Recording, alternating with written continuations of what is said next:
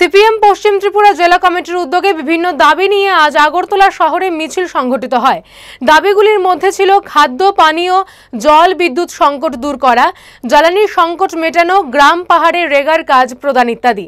আগরতলায় মেলার মাঠ এলাকা থেকে মিছিল শুরু হয়ে শহরের বিভিন্ন পথ পরিক্রমণ করে ওরিয়েন্ট চৌমুহনীর সামনে গিয়ে শেষ হয়। সেখানে এক পথসভায় বক্তব্য রাখেন সিপিএম রাজ্য সম্পাদক তথা বিরোধী দলনেতা জিতেন্দ্র চৌধুরী। রাজ্যে এই অবস্থার জন্য সরকারকে দায়ী করেন তিনি বলেন, সরকারের দৃষ্টি আকর্ষণের জন্যই সিপিএম রাজ্য কমিটির উদ্যোগে 13ই মে থেকে গোটা রাজ্যেই এই ধরনের প্রতিবাদ বিক্ষোভ মিছিল সংঘটিত হচ্ছে। সেদিন মিছিলে সিপিএম নেতৃত্ব ও কর্মীরা অংশগ্রহণ করেন।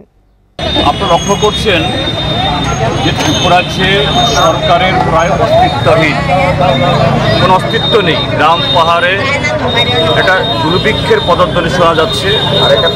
গত 6 মাস ধরে গ্রামে কোনো কাজ নেই, সরকার নির্বিকার। এদিকে সামান্য ঝড় বৃষ্টিতে কোথাও রাস্তা ধস নেমেছে বা রেল আসতে পারছে না, এখনও ঠিক সেরকম বৃষ্টি হয়নি। কিন্তু তারপরও ত্রিপুরার যে জ্বালানির সংকট অতীতের সমস্ত রেকর্ড ছাপিয়েছে। প্রত্যেকটা পেট্রোল পাম্পে 2-2.5 কিলোমিটার করে মোটরসাইকেল বা 3 চাকার এই অটো লাইন ধরে দিনের পর দিন অপেক্ষা করতে হচ্ছে। একই অবস্থা সিএনজি স্টেশনগুলো।